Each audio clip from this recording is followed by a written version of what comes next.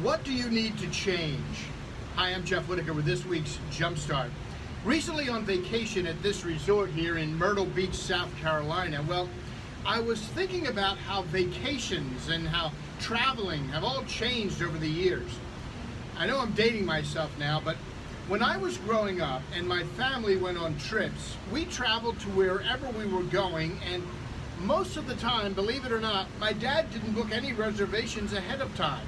We'd travel, we'd get to a place that we wanted to stop for the night. He and my mom would see a motel that looked clean, had a AAA approved sign out front, of course, and a vacancy light blinking. A lot of times we would go to the office, see if there was a room available, and my dad would then ask the clerk if he could see the room ahead of time before we paid for it. The clerk would accommodate. My dad would check out the room. A lot of times I'd ask if I could come along, and usually he'd say, well, it looks good to me, I'll take it. Here's the other thing. Most of the time, the motel or hotel had a unique name like Shady Brook Motel or the Skyline Motor Lodge. We never ever stayed in a chain motel. In fact, the truth be told, when I was real young, there was no Days Inn or Hampton Inn. Big names like Hilton or Marriott, they were in big cities and hotels. We usually stayed in motels. What am I getting at? Well, it's that times have changed. People change. The tourist market changes. Now when my family plans a trip, we go online. We look up scores of places to stay. We use those specialized websites that compare prices and all the deals. We get to see pictures of the place. We read reviews from people who have stayed there.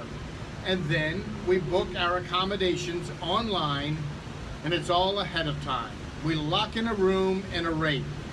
To be honest, it was kind of fun traveling and not knowing where we would stay until we actually got there.